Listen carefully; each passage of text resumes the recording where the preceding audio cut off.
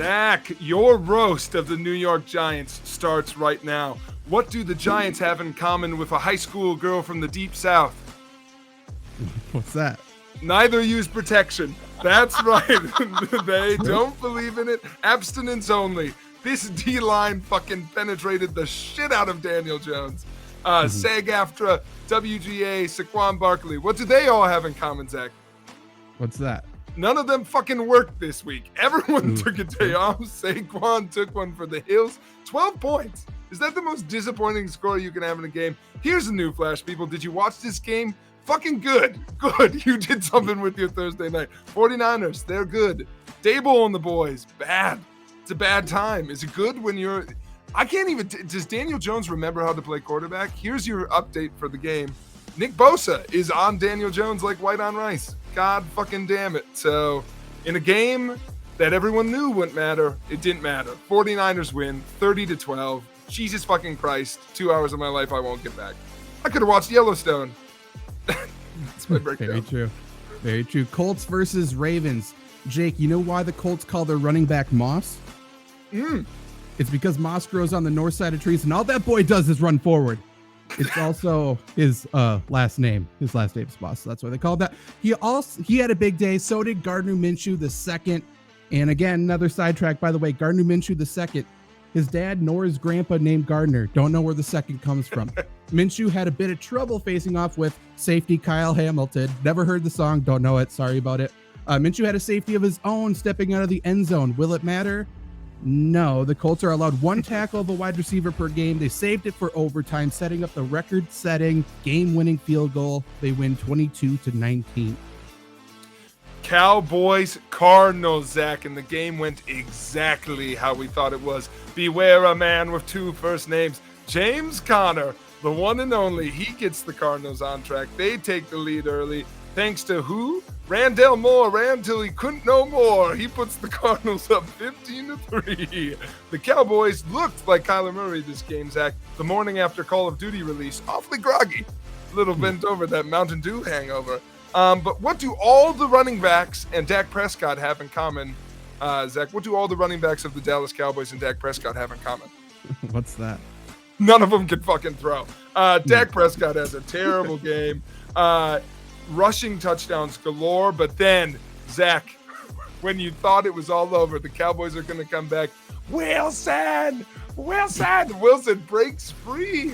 Hey, Cowboys, you need to cover somebody. They lulled them into sleep with a running game. Wilson breaks free. Hollywood Brown plays for the Cardinals. He puts the game to sleep.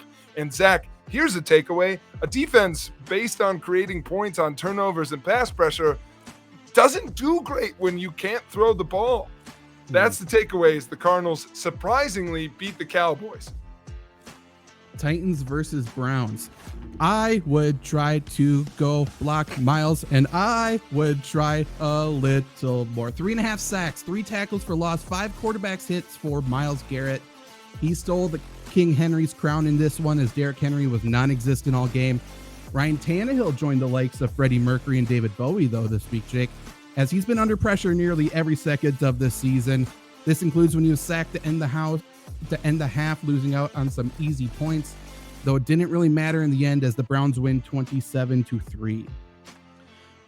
Zach, the Bills and the Commanders play each other. What do the Commanders have in common with Damar Hamlin? Both barely show any signs of life. The Commanders have a tough go in this one.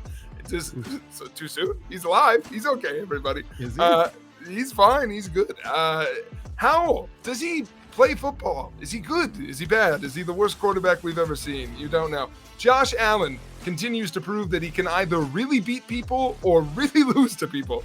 He thrives in a blowout game. But there's only one news story worth talking about in this game, and it said earlier this week a Bills fan fell into a 30-foot hole before last week's game and was fine. That's the only thing. That's the only setback the Bills had this week, a 37-3 win over a very bad Washington team. Denver versus Miami, 70-7-0. Can't wait. Yes, that's the perceived age of Tua's brain due to the amount of CTE that he has. It's also the amount of points that the Dolphins racked up in this game. They say the game of football is won in the trenches, but in this case, it's won in the end zone where the Dolphins spent all day. Miami wins by 50, and old white men are calling them disrespectful to the game of football. Jake, do you know what's more disrespectful to the game of football? Here's 5 of the most disrespectful things to the game of football that's happened recently. Number 5, Deshaun Watson getting away with sexual assault, getting paid, and then getting celebrated for playing mediocre football. Number 4, the Chicago Bears getting quarterbacks with potential, then intentionally ruining them. Number 3, Brandon Staley's coaching decisions. Number 2, Tua Tagovailoa constantly taking shots at his offensive line and being a horrible teammate. And number 1, nearly everything Sean Payton has ever said or done as an NFL head coach. Fuck those old white people. Fuck Sean Payton. That was Denver and Miami. Zach, I have a tale for you. A tale of 2 halves. That's right. We go to Lambeau Field for Saints-Packers. Oh, in the first half, Jimmy Graham breaks away from coverage like a pack of security guards in TMZ News coverage. He puts the Saints up early. And then Rashid Shaheed, with a name that might make your racist uncle nervous during Thanksgiving, makes the Packers defense nervous as well, helping the Saints get up 17 at the half. But Zach, this is our coach's favorite phrase. Why do we play 4 quarters? In the second half, after looking like Love would be the first quarterback not named Favre Rodgers to get his ass handed to him in his Lambeau opener, can you feel the Jordan Love? It all starts with Love's secret weapon, an injury to his opponent. Derek Carr goes down, and then Love follows up by inspiring his kicker to make it 17-3. Then Jordan Love tells the defense to get their shit together. They have a great second half. Even the refs can't resist the love. They start throwing flags at every Saint that flinches. It's like Mardi Gras, but worse. Then Love decides to make sure everyone knows who to thank for this one. He runs in one score and relies on one of the best catches you'll see all day to give the Packers the lead. One more stop and a missed field goal thanks to Jordan Love, and the Packers close the tale of 2 halves, 18-17. What a fucking game. Love to see it. Patriots versus Jets. Yeah. Patriots versus Jets. It was a slow start to this game in crappy weather. New England hits their first field goal to go up 3, but then it happened. King Tut was the most famous Pharaoh before this weekend, Jake, but now, at least in Foxborough, that honor goes to Pharaoh Brown, King Touchdown himself. He gets a 58-yard touchdown grab, and the Patriots thought, yeah, I think that's it. That'll do. We can coast the rest of the game. But Zach Wilson looked like a different player in the second half, and he almost brought his team back to win. But a Hail Mary off the fingertips of Randall Cobb left this as a 15-10 New England Patriots win. The Panthers and the Seahawks have a game that does not matter. Carolina, here's a spoiler, won't play in a game that matters all year. They are not the worst team in football, but they may end up with the worst record in football. Thank you so much, Derek Carr, for passing up on that opportunity. I think it's his fault there, too. But here's the takeaway, Zach. Pete Carroll looks at the scoreboard and afterwards definitely says, could be worse. We could still have Russell Wilson. The Seahawks go up in this one 37-27, again, putting away one sleeper of a game. Texans versus Jaguars in one of the more exciting games of the weekend. Jacksonville drives down the field in their opening possession to set up a Brandon McManus field goal, but he missed it. That's a McDonald's joke. The Texans took advantage, scored a touchdown off of it, but then the Jaguars drove the field a couple of series again later, and they had to settle for another McManus field goal, and here we go again. Will McDonald himself blocks it, and that's a McCrime, and the Texans responded with another touchdown. Texans lead 17-0 at the half.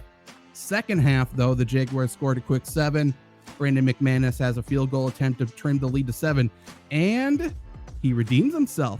But oh no, his kickoff's a bit short. Andrew Beck, fullback for the Texans, that's still a position. He takes it to the house. That'll count as a big man touchdown for us. And Houston recaptures the momentum to get the upset win, 37-17. Oh, the Lions had a blowout against Atlanta, so you know what that means. A puns-only breakdown, Zach. That's right.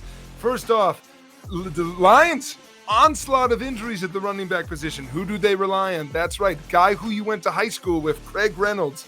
and that guy who definitely played the backup detective in Law & Order, Jahmyr Gibbs. Jared Goff, it hurts when I golf. He has a good performance. He only misses 10 passes, Zach. And who does he throw to? That's right, kingpin of the Italian Mafia in Colfax, Wisconsin, Sam Laporta. I don't know why, but I love his name so much. He catches 8 in this game. And what does it all say, Zach? Nothing. Are the Falcons good? Are they bad? Someone must win the NFC South. But in the meantime, Lions, sneaky contenders for favorites to win the NFC North. They win this game 20-6, 7 sacks. How about them Lions? Bears versus Chiefs. After one of the worst weeks we have seen an NFL organization go through in some time, the Chicago Bears, that in a Chicago accent, had got the luxury of going to Arrowhead to face the reigning Super Bowl champions. Oh, and did you know that Taylor Swift was in attendance for the game? Oh, was she? Not many knew that. Millions of people were watching for different reasons, but Jake, all I was watching for was to see if Taylor Swift would do the Tomahawk chop. Could you imagine if she's Tomahawk chopping up there? Would have warmed my heart. But back to reality television that we're calling a football game. It's a 0-0 game, and Greg Olson says he thinks the internet's going insane. I was too, but for very different reasons. It was a slow start for the Chiefs, leading by just 1 touchdown after 1. Let's check in with Taylor Swift. Oh, lots is happening up there, and the fact that she's watching a football game so relatable, just like me. That's crazy. The Chiefs then explode for 27 points in the second quarter, but who cares? That's not the big news here. Also, yes, Patrick Mahomes hurt his ankle again, but we've never seen Mahomes hurt his ankle before. I'm sure that won't be an issue later in the season, whatever. Did you see Taylor Swift eat chicken with ketchup and ranch? Oh my God, she's like nobody else, but like everybody else at the same time. Quite the conundrum. The Chiefs keep the starters in the second half to make sure Travis Kelce could score a touchdown in front of Taylor Swift.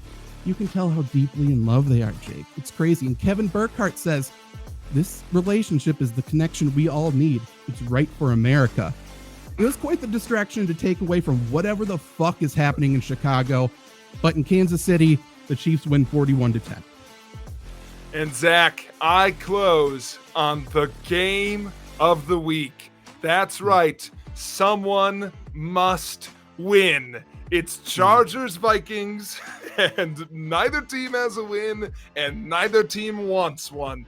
It's the 2 worst good teams in the history of football, and the Vikings start off the contest to see which team's more cursed. They turn the football over on a TJ Hawkinson fumble. Reminder, he's got an ear infection, Zach. Or does he? Insiders doubt it. The Chargers go up 7. Then the Vikings remember they have Justin fucking Jefferson in the second half. It took them a whole quarter. Second quarter, I should say. They took them a whole quarter to find Justin Jefferson. They go up on a tight end TD. What tight end, Zach? Not TJ Hawkinson. Keep that in mind for later. Ear boy, I'm on to you. Then the Chargers cough one up for a drive that included the following, Zach. An overturned fumble, a helmet-to-helmet call, 2 more penalties, and then a field goal from within the 13-yard line to help the Vikings go up temporarily. But the teams trade blows of incompetence before it's 24-21 in the fourth for the Vikings. But then Minnesota decided we hate ourselves. A bounce off of Viking to Joshua Arnold Palmer. I'm sweet, I'm sour. The Chargers take the lead. And then Kirk Cousins, Netflix star. He marches them down the field, Zach. They've got a timeout. But wait a minute, he's not spiking the ball. There's 12 seconds on the clock. Oh, they only need a field goal. That's what he's throwing it. He's throwing it to TJ Hawkinson. Or is he? He throws an interception. Was it the equilibrium? Was the eardrum full? Was TJ Hawkinson in the wrong spot, the wrong place? All I can say is the Vikings have lost their 3rd straight game within 10 points or single score. This coming off a year where they won every single one of the games off a single score. What could this be, Zach? Could the karma have righted themselves? Is the curse of Blair Walsh alive and well in Minnesota? Or are they a racist organization that's just bad at football? Who can say? But one thing's for sure, laces out, motherfucker. Chargers win. And don't you worry, Chargers fans. You can't go 8-9 without winning 8. Very true. Steelers versus Raiders on Sunday Night Football. They say what happens in Vegas stays in Vegas. Luckily for us, nothing really happened. Jimmy G got hurt in a game in which he faced TJ Watt. Shocker. The fact that Brandon Hoyer is still in the NFL, that might be the bigger shocker. However, Jimmy G came back into the game in order to add concussion to his injury list and throw a few picks. After what was a crazy Sunday, this game was truly a dud. We found out what we already knew. Devontae Adams, good. Raiders, bad. Steelers, good enough to be 500 or one game above it, which is why they won 23-18.